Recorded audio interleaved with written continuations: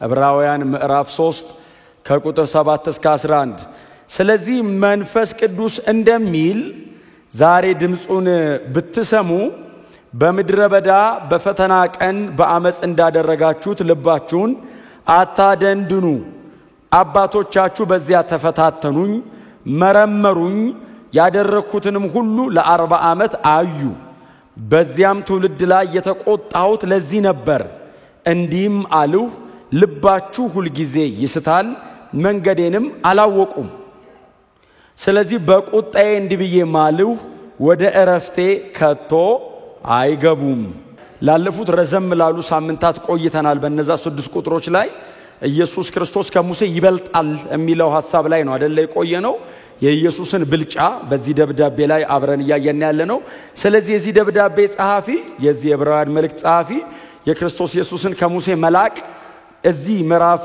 3 6 ቁጥሮች ላይ ብቻ ጀምሮ የሚጨርሰው አይደለም ከዚህም በኋላ በሚኖሩ አንዳንድ የዕብራውያን መጽሐፍ ምዕራፎች ውስጥም አለፍ እያለ ሙሴን ማንሳቱ አይቀርም ምክንያቱም ሙሴ እንዲዋዛ አይነት ሰው አይደለም እንደዚህ በ6 ቁጥር መዘሉት አይነት ሰው አይደለም በጣም ታላቅ አገልጋይ ስለሆነ አለፍ እያለ ያነሳዋል እና እነሱን ሐሳቦቹን ለተወሰነ ጊዜ ጋፕ ይሰጥና ከዛ ወደ አፕሊኬሽን ነው የሚገባው በ6 ቁጥሮች ውስጥ በጣም አስደናቂ በሆነ መንገድ ነው ንጽጽር አድርጎ ኢየሱስና ሙሴ አንድ ቤት ነው ያሉት ሁለቱም አንድ ቤት ውስጥ ነው እያገለገሉ ያሉት ያኛው ሎሌ ነው ይሄኛው ልጅ ነው ያኛው እዚህ ቤት ውስጥ አንድ አገልጋይ ነው ይሄኛው የቤቱ ባለቤትና ሰሪ ነው ሁሉን ያዘጋጅ ግን እግዚአብሔር ነው የሚለው ባለፈው ስላየን ማለት ነው ኢየሱስ ፈጣሪ ነው ሙሴ ግን በቤት ውስጥ ያለ አንድ ሎሌ ነው ብሎ በጣም አስደናቂ በሆነ መንገድ ንጽጽር ከሰራ በኋላ ቁጥር 7 ላይ ስለዚህ መንፈስ ቅዱስ እንደሚል አሁን እንደነዚህ አይነት ቃላቶችን እኔም ብዙ ጊዜም ስለማነሳቸው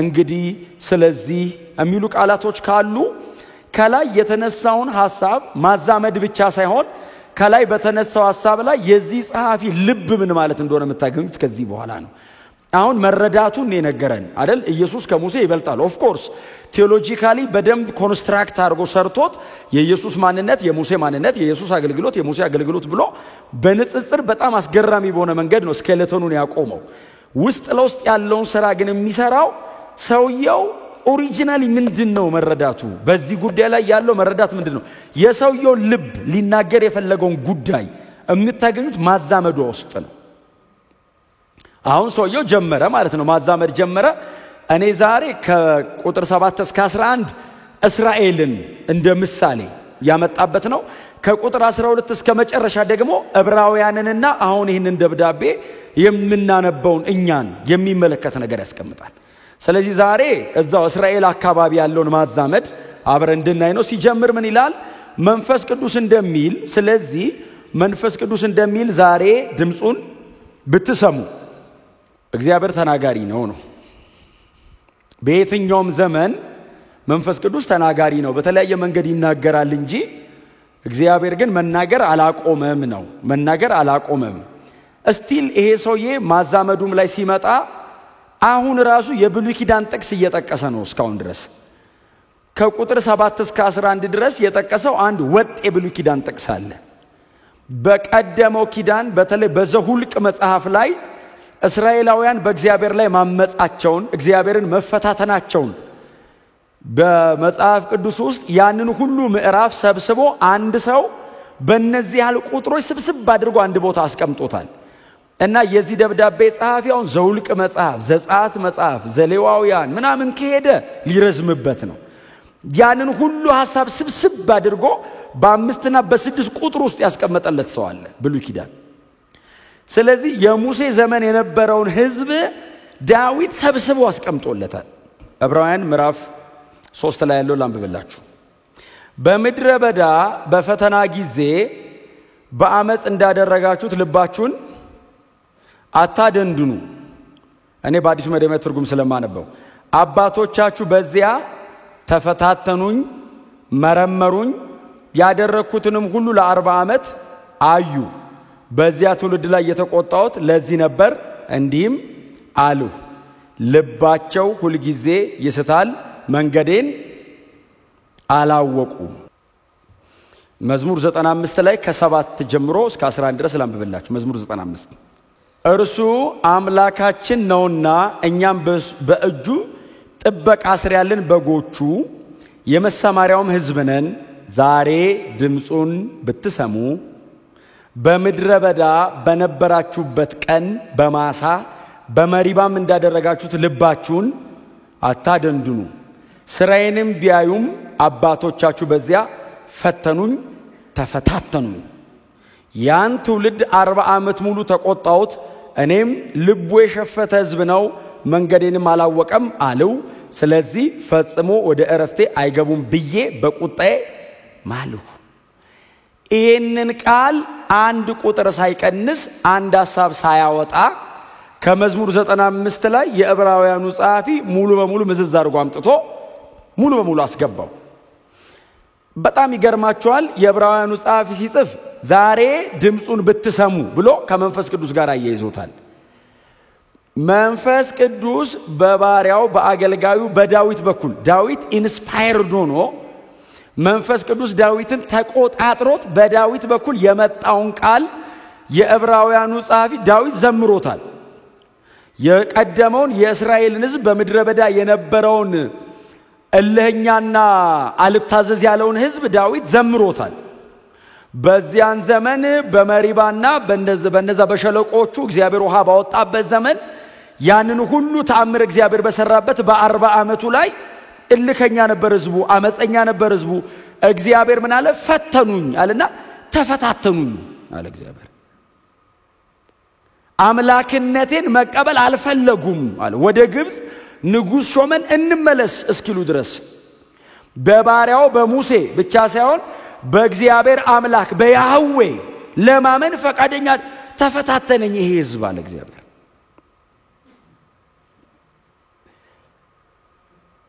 እና ይሄንን ዳዊት በመንፈስ ቅዱስ ቁጥጥር ውስጥ ሆኖ ዘመረው። ሲዘምረው የዘመረው ዘሁልቅ ምዕራፍ 20 ከቁጥር 1 እስከ 13 ዘሁልቅ ምዕራፍ 14 እና ምዕራፍ 15 ነው የዘመረው ዳዊት። ሕዝበ እስራኤል ፊት ለፊት እግዚአብሔርን የተፈታተነው እዛ ቦታ ላይ እምታስታውሱ ከሆነ በተደጋጋሚ ስለምናነሳሱን ሐሳብ አባታችን መዝሙረኛው ዳዊት ይሄንን ታሪክ በጥንቃቄ ያውቃል እና ቦታውን ጠቀሰው። በመሪባ ብሎ ጠቀሰው። ሕዝቡ ተፈታተነኝ። እግዚአብሔር ከአለት ውሃ ያፈለቀበት ቦታ ነው እሱ ቦታ። እና ያንን ቦታ ዳዊት በመንፈስ ቅዱስ ኃይል ሆኖ በገናውን አንስቶ በገናውን እየደረደረ ሲዘምር ዛሬ ድምጹን ብትሰሙ በዛ ዘመን እግዚአብሔር አምላክ በባሪያው በሙሴ በኩል የተናገረውን ዳዊት እንደገና በመንፈስ ቅዱስ ቁጥጥር ውስጥ ሆኖ ዘመረው። ሲዘምረው ይሄ ጸሐፊ ከሙሴ ሳይሆን ከዳዊት ወሰደ። ከዳዊት ሲወስድ አባታችን ዳዊት ሲዘምር አይደለም ያለው መንፈስ ቅዱስም አለ። ኦኬ ከዳዊት እንደተወሰደ የዚህ ደብዳቤ ጸሐፊ አያውቅም ነበር ወይ? ያውቃል። እንሂድ ምዕራፍ 4 ቁጥር 7 ላይ ምን ይላል መሰላችሁ?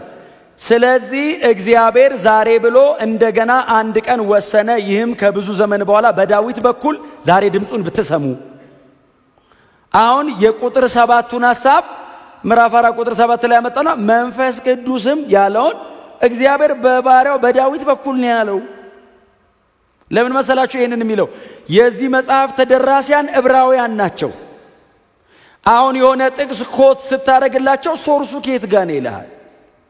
ከነገርከው እጁ ላይ አለ የብሉይ ኪዳን ጥቅልል። ስለዚህ ይሄ ሰውዬ መንፈስ ቅዱስ እንደተናገረ በቀደመው ዘመን አባቶቻችሁ እግዚአብሔርን እንደተፈታተኑት እግዚአብሔርንም ቁጣውን እንዳነሳሱት እግዚአብሔር እኮ ያለው እኮ ምንድነው? እዚሁ ላይ 40 ዓመት ሙሉ አለ እግዚአብሔር ተአምር አሳየኋቸዋል። ምን ላድርግ አለ እግዚአብሔር? ቀይ ባህርን ከፍዬ በባህር መካከል በደረቅ መሬት ውስጥ አድርጌ አሻገርኩት አለ። ይሄን ሕዝብ የሚከተለውን ፈርዖንን በብዙ ምልክትና ተአምራት አድቅቄ ግብጽን አፍርሼ ፈርዖንን ባህር ቀበርኩለት አለ እግዚአብሔር። ከዚያን ቀን ጀምሮ ከነዓን እስከሚደረስበት ቀን ድረስ 40 ዓመት ያክል አንድም ቀን እጄ ሳታጥርባቸው የሚፈልጉትን እየመገብኩኝ የሚፈልጉትን እያጠጣው የመላእክ ምግብ እያበላው መሯቸው እምቢ አሉኝ ተፈታተኑኝ እኔም ተቆጣው ወደ ረፍቴ አትገቡም አልኩ የት ጋር ነው የተፈታተኑት ዘውልቅ ምዕራፍ 20 ከዛ እንደገና ዘውልቅ ምዕራፍ 14 የዘውልቅ መጽሐፍ የእስራኤል የ40 ዓመቱ የምድረ በዳ ጉዞ 38 ዓመት ተኩሉ የዘውልቁ መጽሐፍ ነው ባይዘው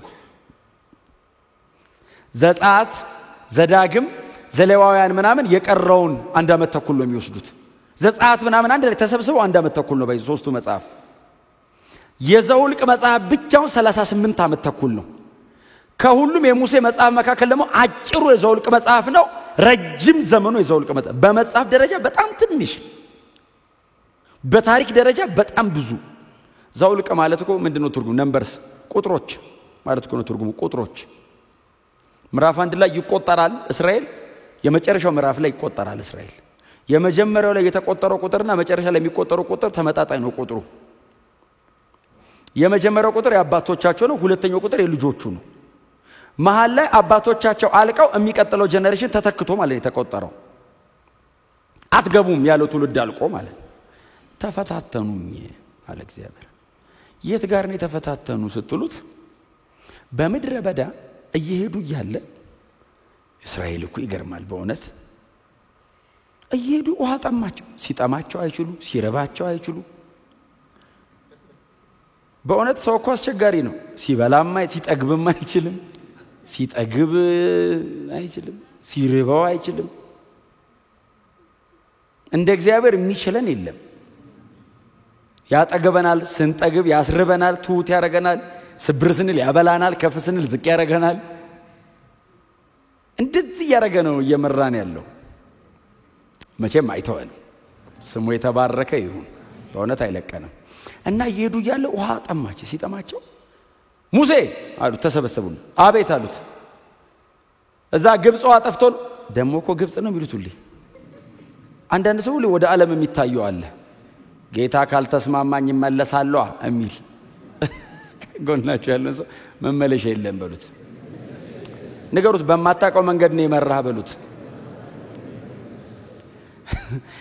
እግዚአብሔር እኮ ስሙኝ ራርቶ እሺ እያለ ያበላል እንጂ ተመለሱ ቢል የት ሄዳለ መጽሐፍ ቅዱስ እኮ እንዳይመለሱ በማያውቁት መንገድ ወሰዳቸው የሚል ቃል አለ የሚያውቁት አለ ሾርት ከት ባይዘው ባተረቀን የሚገባበት በዚህ በኩል ነው ወሰዳቸው ምድረ በዳ ደግሞ ታቃላለ ይሄ በራ የዛ የሲና ምድረ በዳ ማለት ስተኛ የትኛው ምድረ በዳ አፍተሮል ስትተኛ ወደ ምትሄድበት መንገድ ጫማን አድርገህ ነው የምትተኛው እንቅልፍ ይዞ ተገላብጠ እግር እንዲዞር ከነቃ መድረሻ የለም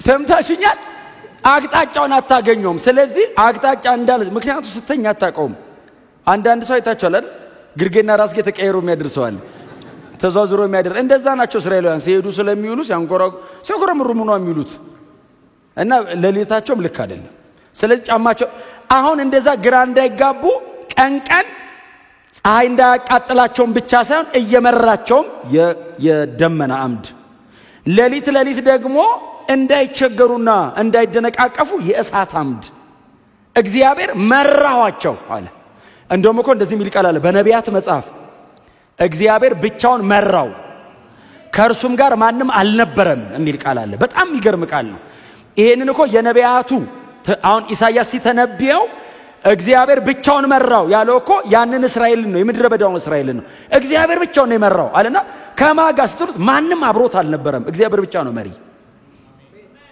እና እየመራቸው እግዚአብሔር መሪ ነው ሙሴ ምልክት ነው እግዚአብሔር ሙሴን ከህዝቡ በኩል ኮሚኒኬት ለማድረግ ያቆመው ሰው እንጂ መሪ እግዚአብሔር ነው የህዝቡ ባለቤት እግዚአብሔር ነው ርስት የሚል እግዚአብሔር ነፃ አውጪ እግዚአብሔር ነው እና እየመራቸው ያለ ሙሴ ጋር መጡ ሙሴ ያሉት አቤት አለ ግብጽ ውሃ ጠፍቶ ነው እዚህ አውጥተህ እዚህ ምድረ በዳ በጣም ልገለን ነው እንዴ ምን ውሃ ጠማን አይባልም ሰው እንዴት ወደ ግራ ያወራል እንዴ በጣም ልገለን ነው እንዴ አቃጥለ ግብጽ ጋር ነው ወጥቷል አለቀም ታውቃለህ ሙሴ ይላል ተበሳጨ ይላል ከዛ እንደዚህ ያሉት እንመለሳ ካልሆነ እንደውም አንተ አልተመቸን ቃል በቃል እንደሱ አልተመቸ አንፈልግም አንተ ሲሉት መጽሐፍ እንደዚህ ይላል አሮንና ሙሴ በሕዝቡ እግር ስር ወደቁ ይላል መሮታ በቃ እሺ አለና ከዛስ ሙሴ ወደ ቤቱ ሲመለስ የእግዚአብሔር ደመና መገናኛ ድንኳኑ ላይ ወረደ ይላል እግዚአብሔር መጣ ሙሴ አለው አቤት አለው ገባ ወደ ውስጥ አለው ገባ ሂድና አለው እሺ አለው በትርን ወሰደው አለው ከዛስ አለው ሂድና አለቱን አለው እግዚአብሔር አለቱን ተናገረው ሁለቴ ተናገረው አለው ከዛስ ውሃ ይወጣላችኋል አንተና ለአሮን ይህም ሕዝብ ይጠጣ አለው እኔን ናቁት አለው ታውቃለህ ቃል በቃል እግዚአብሔር እንደሷል ንቀውኝ ነው አለ ካንተ ጋር አይደለም አለው ተፈታተኑኝ እየመራቸው ነው አልጎደለባቸው ወደ ኋላ ቢዞሩ እግዚአብሔር ከምን እንደወጣቸው ቢመለከቱ ዛሬ ኮምፕሌን አያረጉ ከግብጽ በምን አይነት ታምር እንደወጣው እስራኤል ቢያስብ ከእግዚአብሔር ጋር ምድረ በዳ መኖር አይደለም መሞት ያዋጣል በግብጽ ቤተ መንግስት ከመቀመጥ ከእግዚአብሔር ጋር ምድረ በዳ መሞት ለእስራኤል ክብሯ ነው እንኳን በእንደዚህ አይነት መንገድ እየተንከባከበ የሚመራ አምላክ ተፈታትነውኛል ንቀውኛል ተዋቸው ችግር የለም ሂድ መጽሐፍ ሲናገር እኔ አንድ በእውነት ሳነብ በጣም ይገረመኝ ቃል ሙሴም በትሩን ከእግዚአብሔር ፊት ወሰደው የሚል ቃል አለ የራሱ ነው በትሩ ይወሰደው ከየት ነው ከእግዚአብሔር ፊት አንስቶ ይዞ ሄደ ባይወስዳ ጥሩ ነበር እሷን በትር እሷን መጥቶ ነው አይደል እንትን ያለው ይዞ ሄደ ይላል ተበሳጭቶ ነበርና እግዚአብሔር ተናገር ያለውን አለት መታው ሁለቴ መታው ሲመታው ውሃው ተንዶሎዶለ ይላል ከዛስ ሕዝቡ ሁሉ መጥቶ ጠጡ ደስ አላቸው የሚል ቃል አለ ምን ያረጋል መጀመሪያ ነበር መደሰት እግዚአብሔር አዘነ በቃ ተፈታትነውኛል አልተቀበሉኝም አላከበሩኝም ታዲያ አልፈልግ ይውጣላችሁ ይጠጡ አለ እግዚአብሔር እኔን ግን አልፈለጉኝም አለ ያለ እግዚአብሔር ከእግዚአብሔር እጅ የሚመጣ ነገር ምን ይሰራል በእውነት ነው የምላችሁ የጸሎት መልስን ሰጥቶ ራሱን ቢከለክል ምን ያደርግልሃል የጸሎት መልሳችን ራሱ ይሁን በእውነት ነው የምላችሁ እግዚአብሔር ራሱ መልሳችን ይሁንልን ምንም ነገር ከሰጠን ከሱ ጋር ይሁን ደሞ ጌታ አጠገብ ካለ ምን እሱ ይያለ ምን ሰጠኝ ይባላል እሱ አይበቃም እንዴ እሱ ካለኮ ባጠይቀው ይሰጣል ምን የለህም ብሎኮ ይሰጣል የሆነ ሴትዮ አለች የሁለተኛ ነገሥት ምዕራፍ 4 የሱነም ከተማዋ ሴት እሷ ስሟ ቢጠራ እንዴ ጥሩ ነበር መሰለኝ ምን አይነት ታላቅ ሴት ናት ነው ሚላት ባይዘው ተናኔ ጻፈው ይባላል እዝራ እና ሲጽፈው እቺ ታላቅ ስሟን አልነገሩትም እሱ በዛ ዘመን ስላልነበረ ምትገርም ናት ብሎ ታላቅ ሴት ይላት እዚላቸው ኤልሳ በቤቷ ያልፈ ነበር የሚል ቃል አለ ረጅም ነው መንገድ የሚሄደው ኤልሳ በጣም ረጅም መንገድ ስለሚሄድ የነሱ ሀገር ፀሐይ ነው እንደ ዘንድሮም ፋሲሊቲ ብዙ ስለሌለ እንደዚህ ያለች የእግዚአብሔር ሰው አለች ባሏን ቁጭ አርጋ የእግዚአብሔር ሰው በበራችን ሁሉ ጊዜ ያልፋል መንገዱ በጣም ትንሽ ረዘም ያለ ነው ለምን እኛ ቤት አቀዝቅዞ አይሄድም ምንም ፌቨር አይደለም እኮ ሴትዮዋ እኮ የፈለገችው ባይዘው በቃ መንገዱ ረጅም ነው እዚህ ግባና ሰገነቷ ላይ የሆነች ነገር እንስራለትና ዝም ብሎ አንድ ክፍል ነገር እናርግለት እዛች ውስጥም አልጋ ነው የምናደርግ ቀጥሎስ ጣሳ ውሃ ምንም ነገር አናረግም ከኛ ጋር አይገናኝም ሲመጣ ቀጥታ ይግባ ናፕ ይውሰድ ውሃውን ጠጥቶ መንገዱን ይቀጥል ደናደራችሁ ደናደሩ አይበለን እምትገርም ሴት ናት በእውነት እንደዚህ ያርጋችሁ እና ሴትዮዋ ይሄን ባሏም እሺ አለ በዚህ ጊዜ አዘጋጀችና ልክ ኤልሳ ሲያልፍ ጠራችው እንደው የእግዚአብሔር ሰው ስታልፍ በጣም ረጅም ነው መንገዱና በእግር ስትሄድ በጣም እንደሚደክም ስለምናቅ ስትመጣ የኛ ቤት አካፋይ ነገር ስለሆነ ምክንያቱም ታላቅ ሴት ናት ይላል ባለጠጋም ነበረች ስለዚህ መንገድ ዳር አካባቢ ነው ቤቷ ከዛ ገባ እና ገብቶ እያረፈ ይሄድ ነበር ይላል መጽሐፍ ቅዱስ ሲናገር ከዛ ሎሌውን የሱ ሎሌ ጊያዝን ጠራው ጥራት እስቲችን ሴት አለው ጠራት መጣችና በሩ ጋር ቆመች አቤት አለች መጽሐፍ እንደሱ ነው የሚለው በሩ ጋር ቆመች አቤት አለችው ስምሽን ለንጉስ ልንገርልሽ ምን ላርግልሽ አሁን እንዲህ ስለምታረጊው ነገር ምን ላርግልሽ ሲላት እንዴ አለችው እኔ በወገኔ መካከል ነው የምኖረው ምንም አልፈልግም ዝም ብለ የመጣ ያረፍኪድ የእግዚአብሔር ሰው ባከረ የሚባልበት ዘመን ላይ ምንም አልፈልግም ገብታ አርፈ በሰላም ሂድ እሷ እኮ ልጅ የላትም በኋላ ላይ እኮ ነው የሰማነው ጊያዝ እኮ ነው መረጃ አጣርቶ መጥቶ ልጅ የላት ብዙ ነገር እኮ የላት እሷስ አልፈልግም just ይሄንን ያረግነው ላንተ ውለታ ውለንልህ ነፍስን ልናስጨንቅ አይደለም በቃ ይሄንን ያደረግነው አንተ አረፈ እንድትሄድ ነው በቃ በሰላም እንድትሄድ እግዚአብሔር አልገለጠልኝም አለ ይገርማችኋል አልገለጠልኝም እግዚአብሔር አለ እግዚአብሔር ሁሉንም የመንገር ሐሳብ የለውም አለ ኤልሳ እንዲያውቅ የፈለገውን ብቻ ነው የሚልክ ከዛ ጊያዝን ጠራውና ሂድ እስቲ ምን ይላትም አለው ሄዳ ጊያዝ ወደ ጎን ጎበዝ ነው ኤልሳ ወደ ላይ እሱ ወደ ሄደና በደንብ አጣርቶ መጣና ሲለው ልጅ የላትም ሲለው ጠራት ደግማ አለው ጠራት መጣች እግዚአብሔር የዛሬ ዓመት ወንድ ልጅ ይሰጥሻል አላት ሲላት አሁን አሜን አይደል የሚባለው ምን እንደለቻ ቃላችሁ ኤውላ አለችው እቤቴ አስገብታ አሳርፋኛለች ብለ እግዚአብሔር ያላለህን እንዳትለኝ አለችው ቃል በቃል ውለታው ይዞ እግዚአብሔር ያላለህን እንዳትስት የእግዚአብሔር ሰው አለችው ሕያው እግዚአብሔርን አላት የዛሬ ዓመት አላት ሆነ ረሃብ መጣ አይደል ልጅ ወለደች ይላል ልጇ ሞተ ከዛስ ልጇ ሲሞት ህክምና ወሰደችው ሄደችና መጀመሪያ ማን ሰጠኛል አለችው አምትገርም እኮ ናት ናጸልይበት አይደል መርቹ መጀመሪያ እኔ መች ጠየቅኳለሁ ሰጠኝ ተቀበልኩ ከዛ ለምንድን ነው የሚሞተው ጊያዝን በልሩጥ አለው በትሬን ያዝና ሩጥ ሲለው አልሄድም ከጊያዝ ጋር አለች አንድ ሰው አለኩ ሆነ እኔ ከሱ ጋር አረን አልሄድም ከጊያዝ ጋር እና ተነስ ራስህ አለችው እና እኔ ልጅ ወለድኩት ጊያዝ ነው እንዴ ቃል አንተ ነህ የተናገርከው እና ተነሳለችው ኤልሳ አብሯት ሄደ ይላል ከዛ ብላቴናውን በኤልሳ ክፍል ውስጥ አስተኝታው ነበር ይላል ራሱ አልጋ ላይ ወስዳ አስተኛችው መጣና ብላቴናው ላይ ተጋደመበት ይላል የብላቴናውም ነፍስ ተመለሰች ይላል ከነ ህይወቱ መለሰለት አይደል ከነ ህይወቱ ሰጣት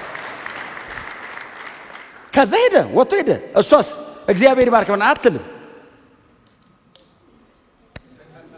ቦታውን የምትይዘው በፍጹም ቀጥ ያለች ሰው ናት በእውነት እግዚአብሔር ይባርካት እንዲህ ቀጥ ያለች ናት ተቀል ቀጥታ ከእግዚአብሔር ጋር ነች ረሃብ ሲመጣ ኤልሳ ይኸውላችሁ ቤተ መንግስት እኮ ተራበ ረሃብ እኮ ቤተ መንግስት አክዓብ በልብስ ውስጥ ማቅ አረገ ይላል ሰው የአህያ ጭንቅላትና የዶሮ ኩስ በብዙ ገንዘብ የገዛበት ረሃብ እኮ ነው ረሃቡ ሲመጣ ልክ ረሃቡ ሲመጣ ኤልሳ እግዚአብሔር ሲጠቆመው ጠራት ነይ አንቺ ሴት አላት አቤት ረሃብ ሊመጣ ነው ለ7 ዓመት አላት እና ሂጂ ከዚህ ሀገር አላት ሂጂና በሌላ ምድር ተቀመጭ አላት መጽሐፍ እንደዚህ ይላል በሌላ ምድር ሄደች ረሃብ መጣ ረሃቡ አገር እናት ልጇን የበላችበት ረሃብ ማለት ነው አንዲት ሴት ልጇን በልታ የሌላ ልጅ ለመብላት ንጉስ የመጡበት ቀን ማለት ነው ከዛ ተመለሳ ረሃቡ አለፈና በ7ኛው ዓመት መጣች ስትመጣ የእግዚአብሔር ሰው ሎሌ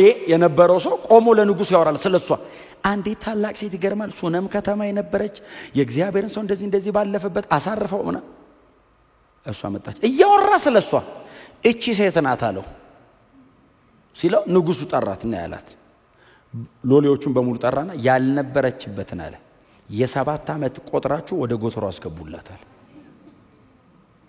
ርስቷን መልሱላታል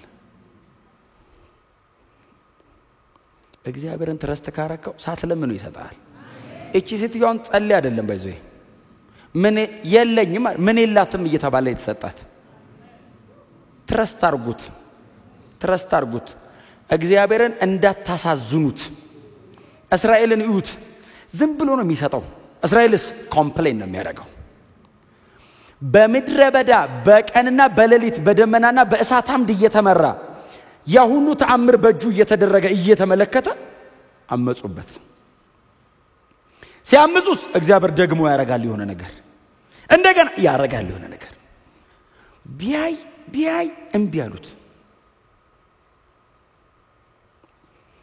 ተፈታተኑ ያለ እግዚአብሔር አለ እግዚአብሔር ወደ ላይ ተፈታተኑኛል።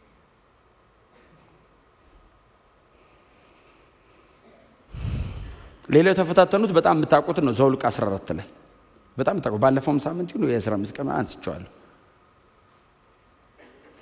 ካሌብና ኢያሱ ሄደው የከናንን ምድር ሰልለው የመጡበት ወቅት ትዝ ይላችኋል። የከናን ምድር የተሰለለበት ወቅት 12 ሰው ሄዶ ሰልሎ መጣ። 10 መጡና እንደዚህ ያሉ ምድሪቱ ጥሩ ናት አሉ። አለ ሙሴ ጎሽ ታዲያ ለመኖርስ በጣም ለመኖር ምቹ ናት አሉ። እና እንሂድ ሲል ኧረ አንሞክረው። ለምን? የምድሪቱ ነዋሪዎች የኒፊሊም ዝርያ የሆኑ ኢናቃውያን ናቸው። ሳይዛቸው አሉት ለሙሴ እኛና እነሱ ስንነጻጸር ሰውና አንበጣ ያከለን እና እንዴት ብለን ነው መንገባው? ይረግጡናል። ጭፍልቅ ነው የሚያረጉን አንገባም ሲሉ እግዚአብሔር ምንድነው ያለው? ይህ ህዝብ አመፀኛ ነው አለ። እኔ አይደለም ወይ አስገባቸዋለሁ ያልኩት? አዎ እንዴ ለምንድን ነው እኔን የማታዩኛል እግዚአብሔር? ከዛ ሁለቱ ኢያሱና ካሌብ መጡ። እናንተስ አላቸው እግዚአብሔር ምድሪቱን አሳልፎ ሰጥቶናል አሉ። ታዲያ ሰዎቹ ሳይዛቸው ትልልቅ ነው አሉ ሲሏቸው እግዚአብሔር በፊታችን እንደ እንጀራ አሳልፎ ይሰጠናል እኛም ገብተን እንወርሰዋለን አሉ። ሰሙኝ ይሄንን እነዛ ሁለቱ ወጣቶች የዩፎኒ ልጅ እነ ኢያሱና ካሌብ ሲያወሩ 10 ይላል በጀርባ በኩል ሄዶ ህዝቡን አሳመጹ ይልና ሌሊቱን ሙሉ ሲያምጹ አደሩ። በሚቀጥለው ቀን ኢያሱና ካሌብን ሙሴንም ለመውገር ተነሱ ይላል። በድንጋይ ሊወግሯቸው እግዚአብሔር መቶ ተፈታተኑኝ አለ። ድጋሚ እልከኞች ናቸው አለ። በዚህ ሁሉ 40 ዓመት ሙሉ ነው እግዚአብሔር ያየው ባይዘው ያን ህዝብ። አንድ ቀን 2 ቀን 3 አምር አይደለም። አንዳንዱ ተወልዶ ጎልማሳ እስከሚሆንበት ዘመን ድረስ እግዚአብሔር ተአምር ብቻ ያያረገ አንዲት ነገር ሳያዋጡ ነው እግዚአብሔር በመድረ በዳ የሚያርስ የለም። አያርሱም፣ ይበላሉ። ልብስ አይገዙም፣ ሲያድጉ ልብሱ አብሯቸው ነው የሚያድገው። እግራቸው አያብጥም፣ የጤና እክል የለባቸውም። ፈዋሻቸው እግዚአብሔር በመካከላቸው አለ። ፀሐይ አቃጠለኝ እንደትል ደመና አለ። ሌሊት በምን ያለው እንደትል ብርሃን አለ። ምንም ነገር ሳያዋጡ ዝም ብለው ነው የሚኖሩት። መዳን በእምነት እኮ አስቸጋሪ ነው። በሰራ ሲሆን እኮ ነው ደስ የሚለን። ልፋ ሲባል ሰው ላቡ ጠብ ሲል ልክ ነው ይላል። ቁጭ ብለ በነፃ ገባ ሲባልስ ተባከ ነገር ልክ አይመስለኝም ይላል።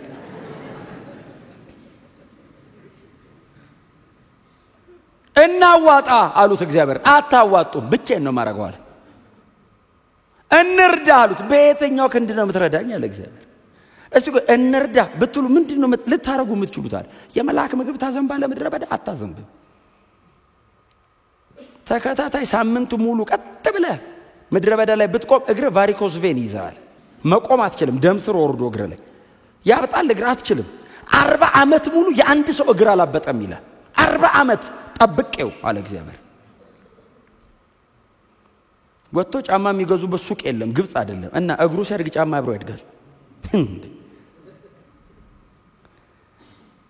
ይሄንን ተአምር ሪኮግናይዝ ማድረግ አይችልም ሰው የእግዚአብሔርን ነገር መቀበል አይፈልግም። የራሱን ነው የሚፈልገው። እሱ የሰራውን ነው የሚፈልገው። እግዚአብሔር እንደዚህ አለ፣ እንግዲያው አለ ከግብጽ ያወጣሁት እኔ፣ በምድረ በዳ የመራሁት እኔ፣ ወደ ረፍት ማስገባው እኔ። ሁሉንም አልቀበለም ካላችሁ ረፍት ውስጥ ማገቡ ማለት በቃ አላረገው። ለምን እዚያ ምድር ብትገቡም አለ እግዚአብሔር አይለቃችሁ።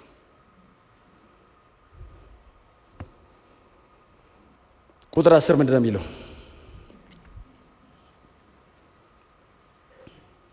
ቁጥር 10 እንደዚህ ነው የሚለው አይደል? በዚያም ትውልድ ላይ የተቆጣሁት ለዚህ ነበር፣ እንዲማሩ ልባቸው ሁሉ ጊዜ ይስታል መንገዴንም።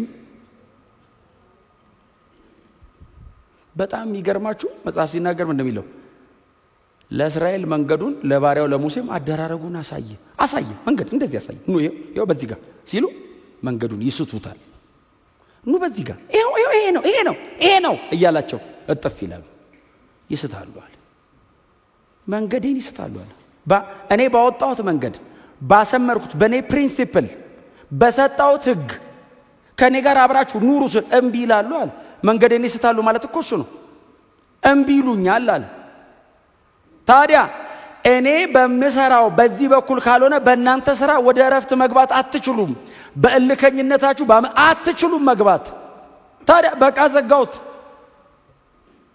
ይሄንን የሚያክል ታላቅ ህዝብ ይሄንን ሁሉ ተአምር የተመለከተ ህዝብ በእግዚአብሔር እጅ ላይ ብዙ ምልክት ያየ የኖረ ህዝብ ከናን አልገባም ዋስትናቸው አልነበረም የሚደረገውን ተአምር እምቢ አሉ አክፋፉት አንከተልህም አንተን አሉት እግዚአብሔርን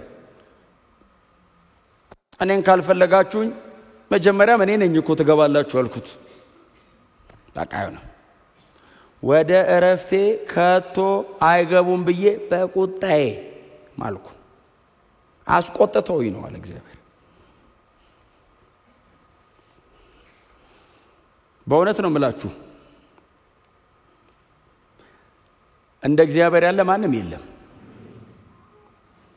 ይሄን ህዝብ ሰብስቦ ነው አይደል ሙሴ ልጆቻቸውንም ሰብስቦ በዚያ በከነዓን በር ላይ ያለ ትልቅ ተራራ ላይ ቆሞ ከነዓን በዚህ በኩል ይታያል ህዝብ እስራኤል በዚህ በኩል አለ እግዚአብሔር ሙሴን አትገባም ባለበት ሰዓት ላይ ሙሴ ቆመና ለእስራኤል እንደዚህ አለ ይሹሩን ሆይ ይሹሩን የእስራኤል የቁልምጫ መጠሪያው የፍቅር ስማቸው ይሹሩን ሆይ አለ እስራኤል በሙሉ ሙሴ ሊመርቃቸው ስለሆነ እጃቸውን ከልባቸው ጋር አንስተው ነው የሚሰሙት ይሹሩን ሆይ አቤት በሰማያት ላይ ለረድኤት በደመናትም ላይ በታላቅነት እንደሚሄድ እንደ እግዚአብሔር ያለ ማንም የለም እርሱ የረድኤት ጋሻ ነው የከፍተኛነትም ሰይፍ ነው ጠላቶች ይገዙልሃል አንተም ከፍታቸውን ትረግጣለህ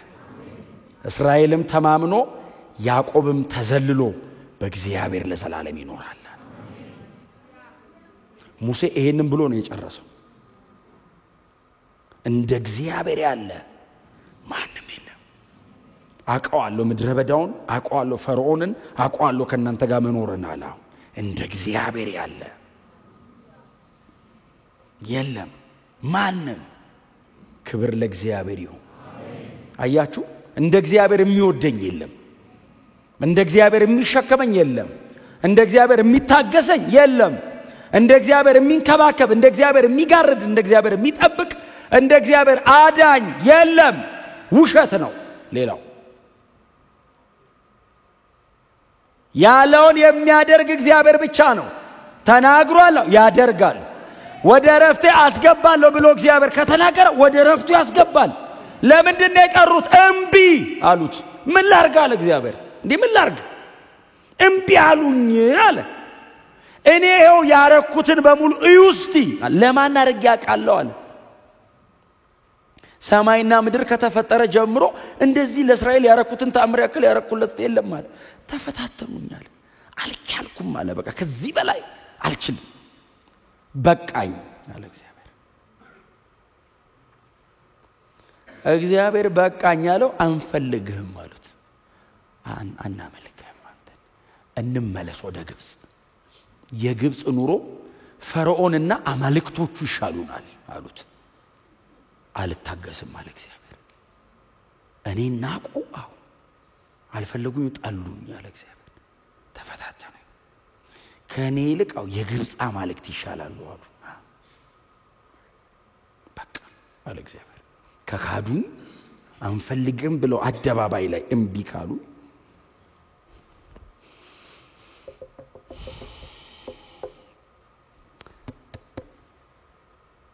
በጣም ሶ ኢንተረስቲንግ የሆነ የሚቀጥለው ደግሞ የኛ ነው ቀጥታ የኛ ነው ባይዘው የሚቀጥለው እንዲም እንዳንል አድርጎ እፍን ነው የሚያደርገን። ከዛ ምዕራፍ 4 ላይ እረፍት ነው። የአዲስ ኪዳን እረፍት። የብሉይ ኪዳኑ ከነዓን ነው። አዲስ ኪዳን እረፍት አለ። በጣም ሊብራራ የማይችል እረፍት። ወደዚህ እረፍት እግዚአብሔር የጠራን በልጁ በክርስቶስ ኢየሱስ በኩል ነው። አያችሁ፣ ይሄ እረፍት የዘላለም እረፍት ነው። ይሄ በክርስቶስ ደም ተመርቆ የተከፈተ እረፍት ነው። በክርስቶስ ሥጋ መቆረስ ተመርቆ የተከፈተ ዘላለማዊ እረፍት ነው። አያችሁ፣ ከዚህ እረፍታው እንዳጎሉ የዚህ ደብዳቤ እስራኤላውያናው ቀሮ እንድንማር ነው። ከነሱ እንማር። ምን አድርገው ነው? እግዚአብሔርን አልፈልግም ብለውት ደክመው አይደለም፣ ድንገት ተሳስተው አይደለም። በአቋም ነው እግዚአብሔርን እንቢያሩት። በአቋም አንፈልገው። ለምን አንፈልገው? የግብፅ አማልክት ይሻሉናል። አንድ ቀን አይደለም ያሉት፣ ተከታታይ የዘኍልቍ መጽሐፍን ብታጠኑ ተከታታይ ብለዋል። በተደጋጋሚ አንፈልገውም። እንማር ከነዚህ ሰዎች ይላል። በእውነት እንማር። አሜን ነው። እግዚአብሔርን እንዳትፈታተኑ። አልፈልግም እንዴት ይባላል? እግዚአብሔር ሰው አይባልም። እንኳን ክቡሩ እግዚአብሔር አድኖ በልጁ ደም ቀድሶ በቤቱ የተከለን አምላክ ይቅርና ስለ ኃጢአቴ በመስቀል ላይ የሞተልኝ ኢየሱስ ይቅርና ሰው አይባል። አልፈልግም አንፈልግም አሉት። እንዳትሉኝ ነው የሚለው። ዛሬ ድምጹን ብትሰሙ ነው። ዛሬ ድምጹን እምትሰሙ ከሆነ ያው እዛ ጋር ያለው ለትምህርታችን ተጽፏል። አንድ ቃል ልንገራችሁና ልጨርስ። እናንተ በኋላ አንደኛ ቆሮንቶስ ምዕራፍ 10ን አንብቡት። እሺ፣ ከቁጥር 1 ጀምሮ እንደዚህ የሚል ቃል አለ። ስሙ። ይሄ በጣም ጥሩ ቃል ነው። እንደዚህ ይላል። ስለ እስራኤልና ስለ ቸርች አይደል ንጽጽሩ? ስለ እስራኤል ሲና በባህርና በደመና ተጠመቁዋል። እግዚአብሔር ባፕታይዝ ያደረጋቸው አለ። ደመና ከላይ ባህር ከታቹን በመሃል በባህርና በደመና ተጠመቁዋልና ከሚከተላቸው አለት ብሎ ከክርስቶስ ጠጡ አለ። ከዛስ የመላእክ ምግብ በሉ አለ። ከዛስ በሚበዙ ደስ አላለውም፣ በምድረ በዳ ወድቀው ቀሩ ይላል። ኢየሱስን አያውቁም እንዳትል ከሚከተላቸው አለት ብሎ ጳውሎስ አፕሊኬሽኑ ሲሰራው ክርስቶስ ነበር ለካ አለ። እግዚአብሔር ውሃ ያጠጣቸው H2O ብቻ አይደለም፣ የህይወት ወንዝ ነበር። ከዛ ጠጥተው ዝም ብሎ ውሃ ጠጥተ እንዲጠማህ አይደለም፣ ለሱማ አዝንቦ ያጠጣሃል።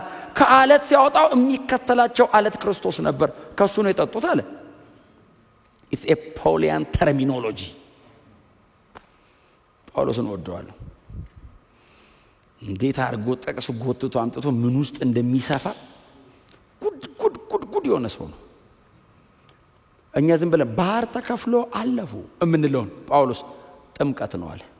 በደመናና በባህር ተጠምቀው ነው አለ። ባፕታይዝ አረጋቸዋል። ከተጠመቁ በኋላ ዝም ብሎ የሆነ ምግብ ምንድነው ምናን ይያሉ በሉ ሲል የመላእክ ነበር አለ ጳውሎስ። የመላእክ ምግብ ነው ይገርማቸዋል አለ።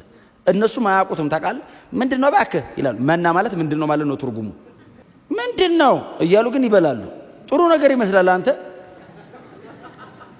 ጳውሎስ ያለውን ቀጥታ ነው ያልኩትን። የመላእክ ምግብ በሉ ከሚከተላቸው አለ ተዋጠጡ ክርስቶስ ነበር፣ ግን በሚበዙት ደስ አላለው። ለምን? አምላካችን አንተ አይደለህም አሉት። ይሄን ሁሉ ነገር አርጉ የሆነ ኃጢአት ሰሩ አይደለም ባይዘው ይያለ ያለው ክፍሉ እምቢ አንከተልህም አሉት። እግዚአብሔርን ከመካድ የሚበልጥ ኃጢአት የለም። ኢየሱስን አለመቀበል ነው ኃጢአት። በምድር ላይ የማይሰራ ኃጢአት እኮ መንፈስ ቅዱስን መሳደብ ነው። መንፈስ ቅዱስን መሳደብ ምን ማለት ነው? መንፈስ ቅዱስ እኮ የክርስቶስ ምስክር ነው። መንፈስ ቅዱስ ምንድነው ታዲያ? ኢየሱስ ክርስቶስ በመስቀል ላይ ሞቶልሃል ይላል። አው ተቀበል ሲል እምቢ ስትለው መንፈስ ቅዱስን መሳደብ ማለት የክርስቶስ ኢየሱስ ምስክር ሆኖ አጠገብ ሲመጣ ምስክርነቱን አለመቀበል ነው። እና ኃጢአቱ አይሰራ። በክርስቶስ ኢየሱስ የመስቀል ሞት በሱ ስራ አለማመን የዘላለም ጥፋት አለው ነው። አላምንም በኢየሱስ ካልክ እግዚአብሔር አይሰረም ይኛው። በክርስቶስ አምናለሁ ካልክ ምንም ኃጢአት ያስወግድልሃል። ዋናው ኃጢአት በክርስቶስ መንፈስ ቅዱስን መሳደብ ምስክርነቱን መናቅ ነው። የመንፈስ ቅዱስ የምድር ሥራ ስለ ክርስቶስ ኢየሱስ መናገር ነው። መሳደብ ማለት አለመቀበል ነው። እሱን ምስክርነት ልክ አይደለም ስትለው ነው ሰደብከው። የማይዋሽ አምላክ መንፈስ ቅዱስን ኢየሱስ ክርስቶስ ብቻ ያድናል ሲል ልክ አይደለም ዋሻዬን ስትለው ማለት ነው። ማንነቱን ነው ገባ የምትነካው። ዋሻዬን ስትለው እሱ ውሸት አያውቅም፣ እውነት ብቻ ነው። መንፈስ ቅዱስ ዝም ነው የሚለው። ዋሻዬን ስትለው ዝም ነው የሚለው። ታግሶ ጸጥ የሚለው ለምን መሰለህ? መሀል ላይ ኢየሱስ ደም አለ እንጂ መልአክ እኮ ለፍራክሽን ኦፍ ሰከንድ አይቶት አያውቅም። በቅብል እጥፍት ነው የሚያደርገው። የኢየሱስ ደም ስላለ ዝም ይላል። የማይለወጥ አምላክ እኔ ጋር የራራው የኢየሱስ ደም አለ ስላለ እንጂ እግዚአብሔር ባህሪ ቀይሮ አይደለም። ጽድቁ ተዛንፎበት ምሕረቱ በስቶበት እንዳይመስልህ። ድሮም መሐሪ ነው፣ ዘንድሮም መሐሪ ነው። ድሮም ጻድቅ ነው፣ ዘንድሮም ጻድቅ ነው። አይዛነፍም ባህሪው። እኔን ኮሚኒኬት የሚያደርግበትን መንገድ ቀየረ። ድሮ በሕግ ነበር፣ አሁን በልጁ አረገው። በኢየሱስ ደም በኩል አርጎት እንጂ የእግዚአብሔር መሰረታዊ ማንነቱ አይነቃነቅ። ትላንትናም ዛሬም እስከ ለዘላለም አንቼንጀብል ነው። እስቲ አሜን በሏ። በክርስቶስ ኢየሱስ በኩል ተጠርተናል። በባህርና በደመና አጥምቆ ከኢየሱስ ክርስቶስ ከአለቱ ውሃ ጠጥቶ የመልአክ መብል አብልቶ፣ የመልአክ መብል ማለት እንደዚህ በልተ ሆድህ የሚጠግበው ብቻ አይደለም፣ ከሰማይ የወረደ እንጀራ አይነት እኮ ነው። እና እኛ በወንጌል በክርስቶስ ኢየሱስ በኩል ያገኘነውን እስራኤል በጥላ መልክ አድርጎ እግዚአብሔር ሲያሳያቸው ወንጌል ነው 40 ዓመት ሙሉ ሲያሳያቸው የኖረው እና እምቢ ያሉት ወንጌልን ነው። የሆኑ ድንቅና ተአምራት አይደለም እምቢ ያሉት። በክርስቶስ ኢየሱስ በኩል በአዲስ ኪዳን የሚያደርገውን ይሄንን ነው ማረጋው እባካችሁ አንደርስታንድ አድርጉ ሲል ፈቃደኛ አይደለንም ልንረዳ ሲሉት ይገርማቸዋል። በዚህ በኩል ብትሄዱ ከናንተ ገባላችሁ አይደለም ያላቸው፣ እረፍት ነበረው ነው ያላቸው። አፍተር ኦል የሆነ ጂኦግራፊካል ሎኬሽን አይደለም እረፍት ከእግዚአብሔር ጋር መኖር ነው። ወደ እረፍቴ አትገቡም ያለው በቃ በዚህ በኩል ካልሆነ በቀር እኔና እናንተ አብረን መኖር አንችልም ማለት እግዚአብሔር። ስለዚህ ምናልባት በእውነት ነው የምላችሁ በእንደዚህ አይነት መቅበዝበዝ በእንደዚህ አይነት እረፍት ማጣት ውስጥ ያላችሁ ሰዎች ካላችሁ እውነተኛ ሰላምና እረፍት ያለው በክርስቶስ ኢየሱስ በኩል ብቻ ነው። ሌላ እረፍት የለም፣ ሌላ ሰላም የለም፣ ሌላ ማረፊያ የለም። ስለዚህ ለዚህ ድምጽ መልስ ስጡ ነው አይደል እግዚአብሔር እያለ ያለው። መልስ ስጡ ለዚህ ድምጽ፣ ወደ እረፍቴ ኑ ግቡ እያለ ነው እግዚአብሔር። አንገባም ብሎት ነው እባካችሁ ኑ። ቸርች ድረስ መጥቶ ሰው መቼስ አልገባም አይልም።